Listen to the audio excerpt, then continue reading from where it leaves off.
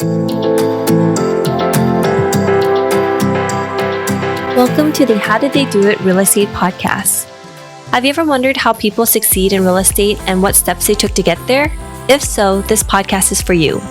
Your hosts, Sayla and Eileen Prack, interview top experts in the real estate community to share with you their real estate journey and how they achieved massive success.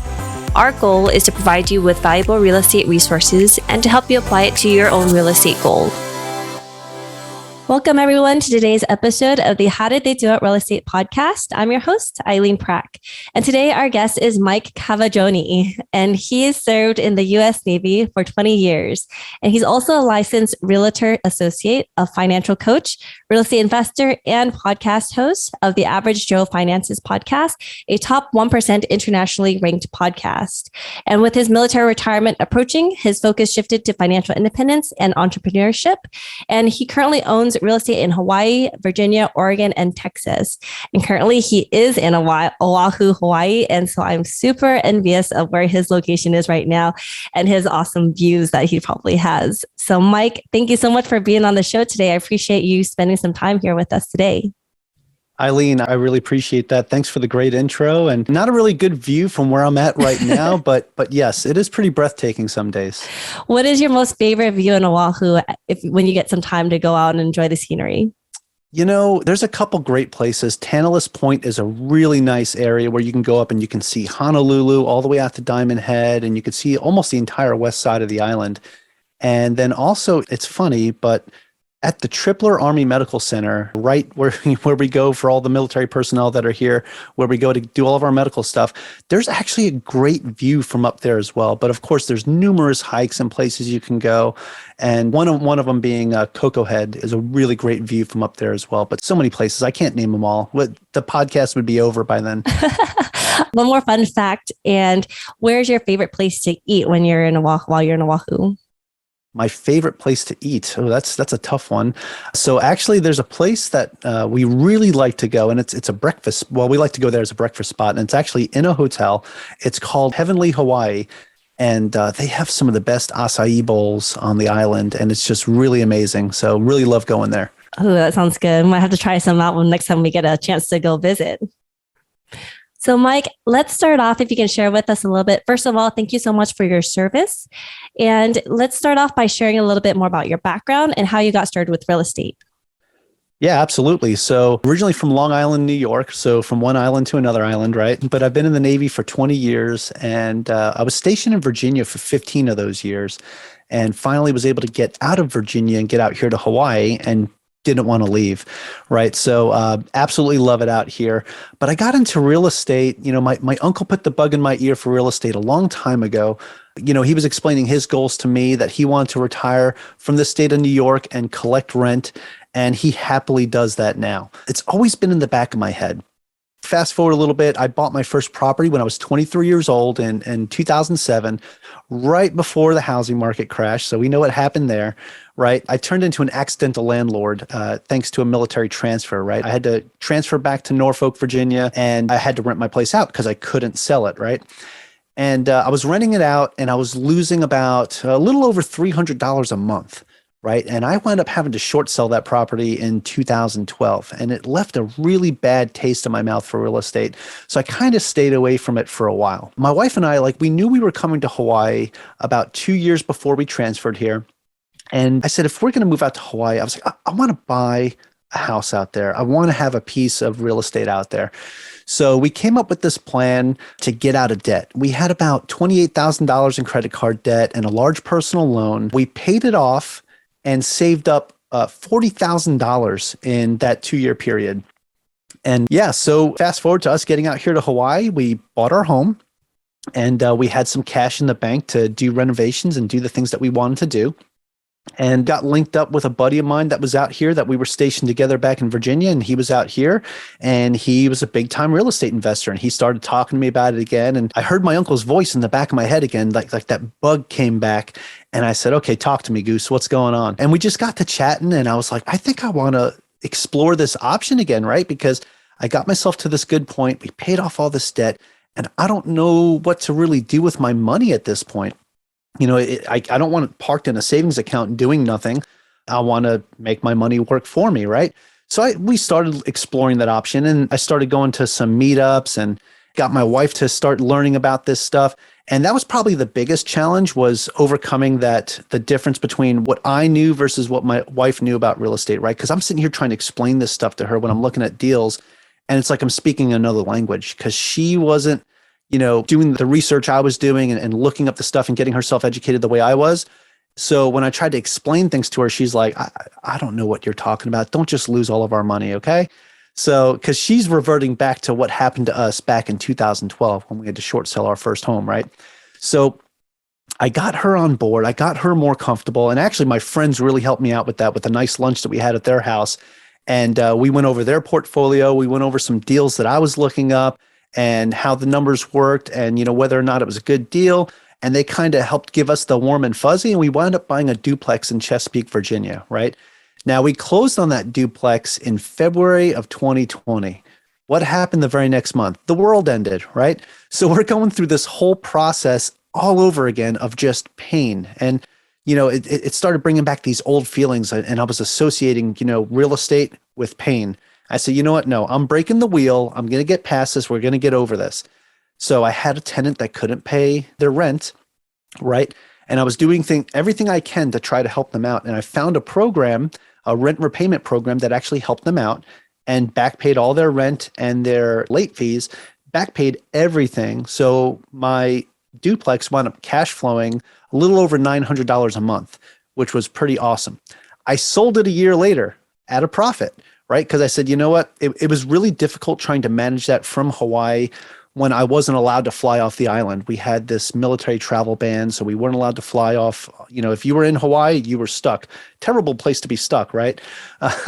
But yeah, so we were stuck here, and that just got to, I was like, you know what? I got to do something else. So we sold that. And at the time, I had been going to multifamily meetups and learning a lot about that. And I said, you know what? I think I want to park this money in a syndication. So got into my first syndication with this one investment team, and really like what they're doing. That I'm in another one with them right now too. That's actually closing in June. But in between that, I just got into my second one, which closed a week ago, and that's in Oregon.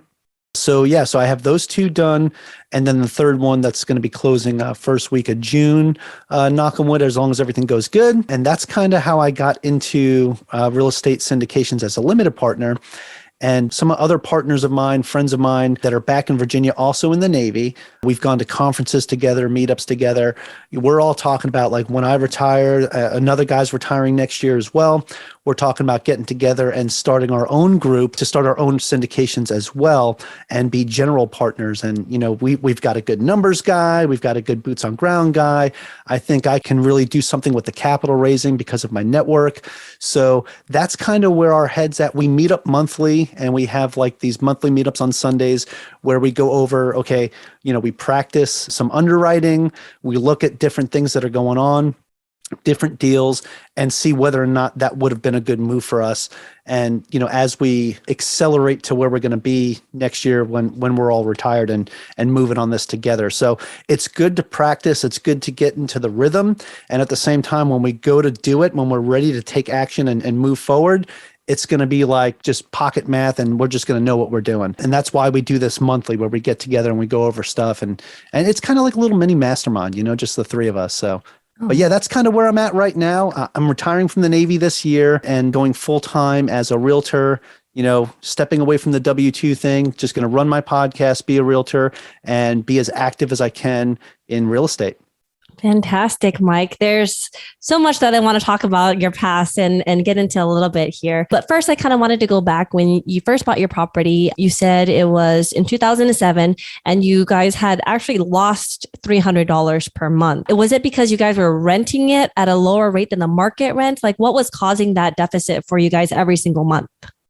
Yeah, Eileen, great question. And that's exactly what it was, right? So what we were paying on our mortgage was not what we could rent that house out for. It was not a good rental market. It was in Waynesboro, Virginia. That's in the Shenandoah Valley, really beautiful area to live in, right? Especially in the fall. But it's very detached from like any major hub or city. So it's more in the country. Very difficult to rent a place like that out. Now, I was fortunate enough because I was able to rent it out to another military member who was also, we were in this more rural area because we were recruiting, right? We were on recruiting duty. And I was able to rent it out to another recruiter after I left, and a good friend of mine too, right? And they stayed there for about a year before, they had to transfer, and, looked at, can I rent this out again? I can't. And at the time, the market was still really rough, and the home had lost so much value, more than half of its value. So I had to explore different options. And I said, well, I think the only piece that works is either I move my family back into that house and I stay in Virginia, and be a geo bachelor is what we call it in the military, with my family staying in the house, or we keep the family together and we take this loss and we short sell the home. And I said, I want to keep my family together. I'm gone enough as it is in the military. I don't need to add to that on my own volition, right? So we decided to short sell the home.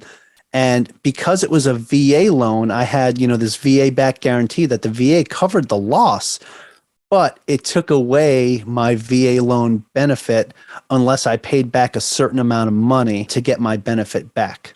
Now, I can go into a little bit more about how I got my benefit back, and it's kind of a thank your lucky stars story. I don't know if you want to go into that, but I got really lucky with this one. Yeah, let's get into it. We'll take a few minutes here and get into that a little bit. And then I want to get into afterwards, your getting out of debt and how you were able to save up $40K within the 2 years as well.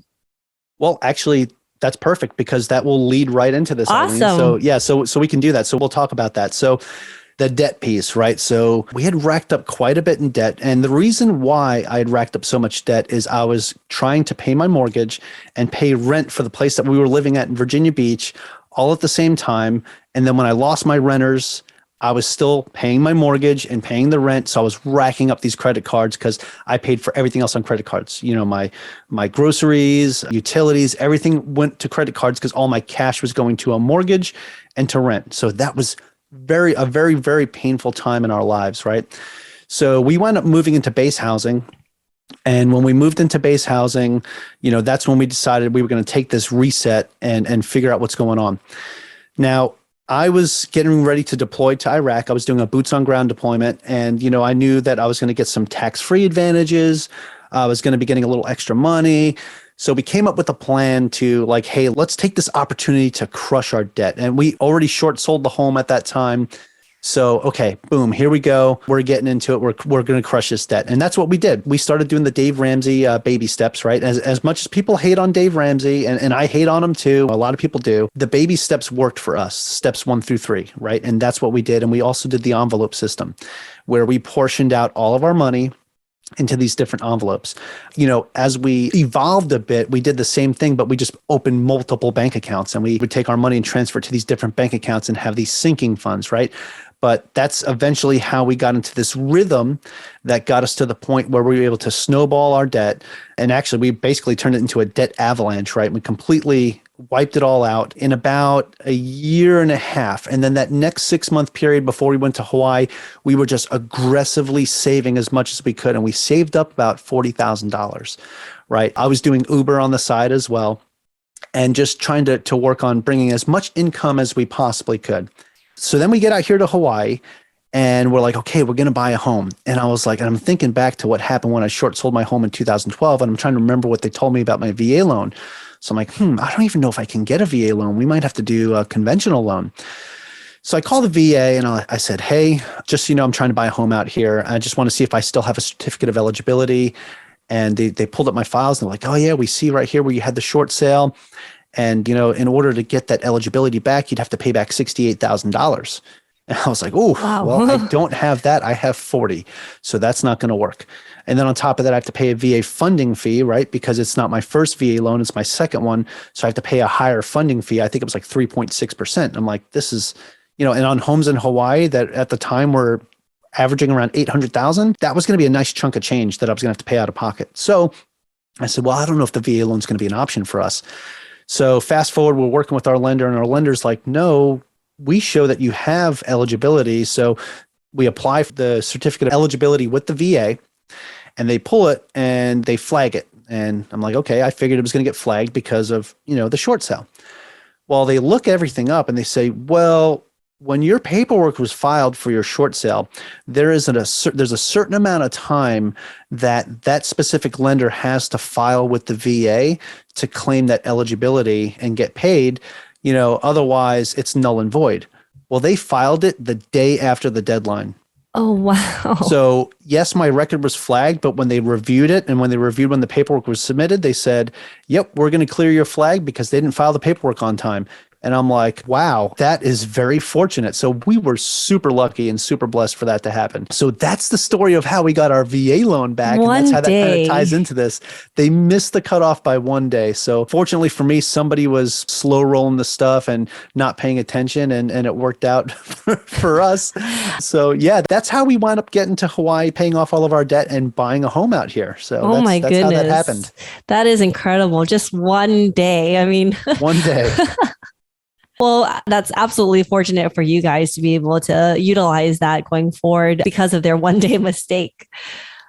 So when you guys went and you ended up buying another duplex, you said in Norfolk, right? In Virginia? Yeah, it was in Chesapeake, Virginia. Yep. In Chesapeake, Virginia. And then that one there, you guys ended up cash flowing over $900 per month. What did you do differently this time where you guys were making a profit versus the first time when you guys were losing?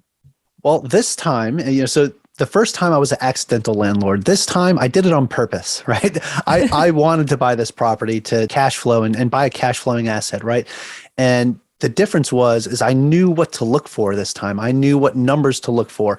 I knew what kind of, how much I was going to be paying my property manager. I knew how much I was going to be paying in my mortgage and my insurance and taxes, right? So having all those numbers ahead of time, knowing exactly what I'm going to be paying made a huge difference because I also knew what I was charging in rent.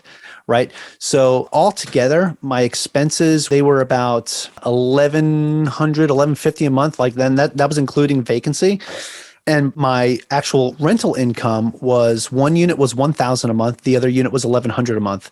So pretty much one unit almost covered the entirety of my expenses. And the other unit, so I had the one renter that couldn't pay, and that was the one that was $1,100 a month. And then my other unit, which was $1,000 a month. No, I'm sorry. That one was $1,100 a month, the downstairs unit. And that was Section 8. So I was getting that check guaranteed no matter what. So even when the stuff hit the fan during the pandemic, I was still getting that $1,100 a month, and they were paid $25 or something like that. Right. So anyway, I'm getting this guaranteed check. And then my other tenant, like I said, couldn't pay, but we were getting enough from the Section 8 that it was still pretty much covering all the expenses. I was, when my tenant wasn't paying, losing $25 to $50 a month, right? And that's after all expenses. And like I said, including vacancies. So at the time I didn't have vacancy. Well, I had a renter not paying. So that's the reason why I was losing about $50 a month. But when I got them into that program that back paid all of their rent, it added up to be a little over $900 a month in cash flow. So that was really amazing. Now, again, going into it, my whole thing was, this tenant has been paying their rent. They've been good. The downstairs tenant is Section 8 and it's guaranteed pay. So that's what we knew going into it. I didn't know that, the pandemic was going to force my upstairs tenant to lose their job, that it was going to force all other negativity that was happening. Like there was issues with getting contractors out to the house to fix things and repair things because they're like, well, we're not going to go to a house right now because of the pandemic. So we're waiting for things to kind of like calm down. And so it got very difficult to try to find, contractors to get out there and get work done. Now, unfortunately, what I didn't do is I didn't build a good team first there and have a good team in place. I had a realtor, I had a property manager who was also a GC, but at the same time, we didn't have like other things set up and other ways to take care of issues that would arise. And because I didn't have that set up, that's where I would run into some problems, and I'd have to pay a little more to get somebody else, a plumber to come out last minute or an electrician to come out last minute. So I was paying a little more because I didn't have that rapport or that relationship built ahead of time. So that is definitely one thing I would say that I would recommend to somebody that's getting started. If you're going to invest long distance, have your team established first, 100%. So No, fantastic. Thank you for that. Yeah, definitely. It helps especially when you're remote, to have a team that you can know and you can trust to be able to manage the property for you in your place while you're out there. And you can just depend on them since you're not able to do it like personally. So, Absolutely. so for you, Mike, you're coming up on retirement here very shortly. So how have you looked at real estate and how are you setting yourself up for retirement as you're investing and building up your portfolio? And how are you strategizing to set yourself up for success as you come up upon retirement? Oh, Eileen, that's a jam-packed but great question. So, one of the things I'm doing to set myself up, so with my retirement, I'm going to have my pension, so that's great. That's one source of income. Possibly going to get disability. That would be another source of income, right? But what I'm doing too is the syndications that I've been investing in. They're also providing income. I get paid these distributions monthly. Well, two of them monthly, one of them quarterly, right? So that's pretty awesome. And between that and my retirement, all of my expenses are covered. So I'm at a point where I'll be 38 years old and financially independent. Now, I also have my real estate license and I've been doing that on the side, right? And I'm going to do that more now full time. And that's going to be, my own personal capital raising. I'm going to take my commissions and that's what's going to go towards investing, right? And that's the plan right now. So have all my expenses and everything covered by my retirement and my current investments, and then have whatever new capital comes in from being a realtor go towards new investments and new opportunities. And what I want to do now is I'm going to have a little bit more time. And yes, I want to focus more on being a realtor as well, because that's going to be where I get, my investment capital. But I also want to, like I said, I was talking to you earlier about the partners that I have, that we want to come together and start our own little venture here and start doing syndications on our own. I think the first one that we're going to do, like what we've been discussing the most, is doing something smaller together as a team and just doing a JV. Just the three of us, just to really get a good understanding of how we work together before we say, hey, we want to bring investors in. But before we want to take anyone else's money to put into what we're doing, we want to make sure that we mesh well together as a team, because we want to make sure we're being good stewards of people's money. And I think that's probably the most important thing you want to do if you're going to be a GP, right? You want to make sure you're a good steward of your investors' money. And on top of that, we're probably going to bring, when we're ready to actually start taking investors on, we're probably going to bring a fourth person onto the team, more experienced syndicator, somebody that has some deals under their belt as a GP, just to add to the credibility of our team and make sure that people, when they come to us, they're comfortable that we have the experience behind us. Yeah, I've got some experience because I'm LP'd on 3 deals, right? But it's not the same as the person who is the boots on ground or being the operator, right? So we want to make sure we bring that wealth of knowledge with us as well. So that's kind of the plan for where I'm kind of heading after retirement. And, I'm really looking forward to that piece. So the other question I want to ask you too is, as you're working in the Navy and you're still working your, corporate life, why was it important for you to start real estate investing simultaneously while working a full-time job instead of, maybe waiting until after you're retired where you have some more time on your hands? You're not focused on the W-2 job. You can just focus on real estate full-time. Yeah, Eileen, that's a great question. And the reason why I started, like I said, even when you were going over my background information before, as I was getting closer to my retirement, right, I was taking a look and I'm saying, hey, you know what, my pension's not going to be enough for us to live comfortably because we want to stay in Hawaii, right? So I was like, it's not going to be enough. And, sure, I can get a job when I retire from the Navy, but do I really want another W-2? I was like, no. So I was like, what are some things I can explore on the side? So that's when I actually started doing Uber again out here in Hawaii. And I stopped when the pandemic happened. I just didn't want to risk that. But actually, I want to talk about something cool with that side hustle that I had going on. So besides doing Uber, I picked up this one guy one time who does like the luau's and the different like touristy things that they have going on. He's like, hands out the pamphlets and this and that. So I said, hey man, give me a stack of your pamphlets and I'll send business your way. He's like, cool. Everybody that, that you refer to me, I'll give you $20 for anybody that signs up for the luau. I said, great. So what I did as an Uber driver, mostly I picked up people at the airport. So I was picking up people that were coming here to vacation. Oh. So I said, okay, this is fantastic. So I had the pamphlets in the backseat of my car. And when people get in the car, like, oh, they just pull them out while they're reading. And, I'm driving them to their destination, having a conversation with them, talking about all the touristy things, right? And they'd pull these pamphlets out. They're like, hey, what do you think about this Diamond Head luau? I was like, oh, hey, man, that's a great one for you to go check out. Let me give you this guy's number. Tell him Mike sent you. He'll give you some cash off of that. He's like, okay, cool, great. And I would send him leads, right? And I would get Venmo'd $20 when somebody signed up for one of the luau's or something like that. So that was pretty cool. So I kind of started a side hustle within a side hustle. And that was just a good way Keeping your opportunities, looking out for opportunities. Yeah. So it was just a good way to start making a little more cash, right? And then, of course, like I said, the pandemic happened, so I stopped doing that. But I was investing in real estate, and I said, you know what, this is a good way for me to, take these chunks of change that I have and put it into something that's going to pay me monthly or quarterly, that I can use that cash, whatever way I want to. If I want to use it to save and then eventually invest into something else, I can, or I can use it to help pay for my expenses or anything like that. So right now, when I retire, I'm looking at it as another way to pay for some of my expenses, to make sure that everything's, financially covered. And now I'm like, okay, what I could do now is my side hustle, right now is being a real estate agent. So I'll continue doing that, but more in full-time, as a full-time role, and then take the money that I'm making from that and, redistribute that into my investment funds, right? What am I going to invest in next? Am I going to go into another syndication? Or when we start our JV, like, hey, I've got the capital now to dump into something for us to come together with my partners, right? So there's so much that can be done when I retire. And that's what I'm super excited about, because I won't have these limitations that I have right now, right? Because I also make money from my podcast. My podcast is monetized. I have a podcast editing service that brings me money as well. So there's a couple different things that I've been putting together and working on while still doing my W-2 that brings me income, that I can focus more now full-time when I retire and continue to build and grow on those, as well as my real estate portfolio. And that's the biggest thing that I'm excited about, Eileen. So yeah, I appreciate that question a lot.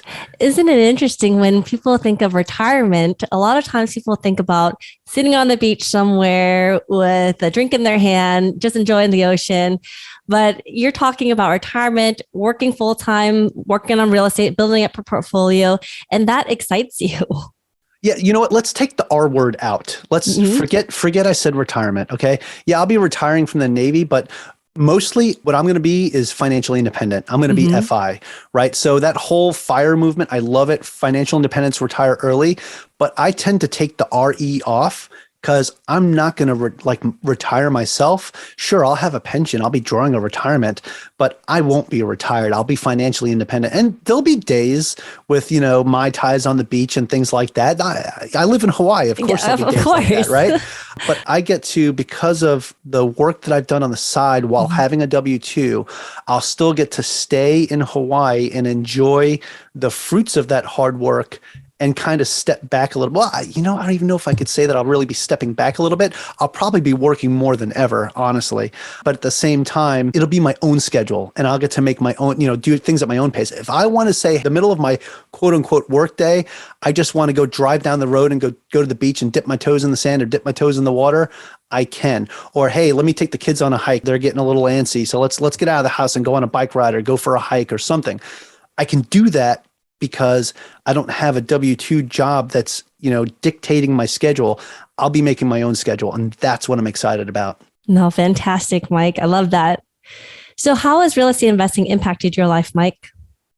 Well, I think I just explained that. Right? So that's one of the things that it's impacted for me, is it's giving me an opportunity that when I do leave my W-2 to have this, more freedom and more independence as I move forward into the later years of my life, to be able to enjoy life a little bit more, because people say that money can't buy happiness, and absolutely it can't. But you know what it can buy? And you probably hear this all the time too, right? But it could buy time. Right? You trade your time for money. So why not trade some of that time building something that's going to continuously bring you in money, so you can, as you get a little bit older, you could stop trading so much of that time and start dwindling it down and scaling it back to a point where when you reach a point of comfort, you can stop. or you can keep going. Like I'll be at a point where if I wanted to stop, I can stop when I retire from the Navy. I just don't want to stop. I want to keep building. I want to build generational wealth for my children. I want to make sure that I set my family up in a really good spot. So when I do leave this world, I don't have to be worried, on my deathbed in the future, in the way in the future, right? Knock on wood, that I don't have to worry about my family. I know that we're in a good place. And if there is one thing that you know now about real estate that you wish you knew when you first started, what would that be? I would say, and I was very fortunate to meet up with people that told me to network early and get out there and meet up with people. But I would say the thing that I wish I knew more of. Actually, I wish I would have educated myself more before I got into my first deal. I thought I educated myself enough. I thought, oh, I read Rich Dad, Poor Dad. I'm good to go. No, I'm not good to go, right? So there's a lot more that's into it. So I would say, make sure you educate yourself. The networking's great. That's a great piece. And I always encourage people to get out there and go to meetups and network, but you have to get yourself educated. You can't just jump into it because your friend told you, hey, you should get into this deal because it's going to, it's a good move. Make sure you educate yourself on that deal. Make sure you understand the intricacies of it. Make sure you understand what the KPIs are. Make sure you understand what you're getting yourself into. So I would say that's the biggest thing, network and education. But for me, it was I wish I educated myself earlier. And what is the one thing that sets the successful people apart in real estate investing? Well, kind of touched on that too. Honestly, I think the most successful people in real estate are the ones that network and build relations, not just network, but they build relationships with other people. They go out to the conferences, they meet and they engage with people, right? Those are the people that earn the top when it comes to the real estate game, at least from my experience. And I would say generally about 97% of the people that I've met in the real estate investing community are just genuine, good people. There's 3% probably out there that are scumbags and sleazeballs. I mean, you see that everywhere, right? But everyone I've met has been absolutely amazing and just so giving. So I would say that that's the biggest thing for sure.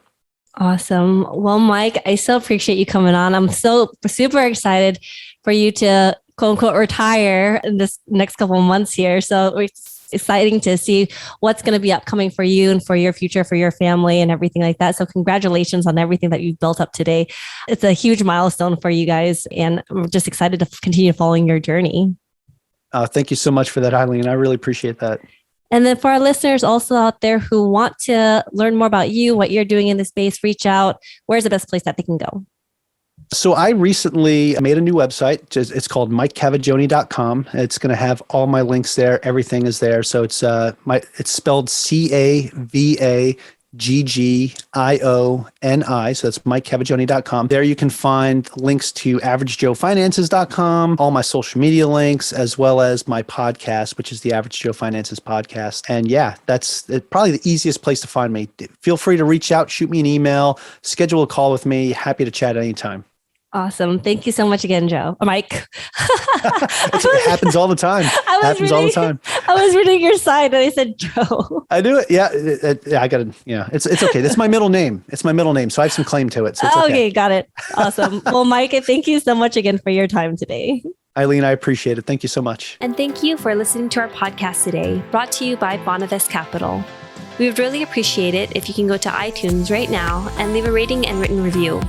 Also, please don't forget to subscribe so you can always get the latest episodes. You can also connect with us on Facebook, How Did They Do It Real Estate. We'd love to hear your feedback and any topics that you're interested in for future episodes. Lastly, to learn more about us, you can go to bonavestcapital.com and fill out the Contact Us page so you can speak to us directly. Nothing on the show should be considered as specific personal advice. Please consult your legal, tax, and real estate professionals for individualized advice.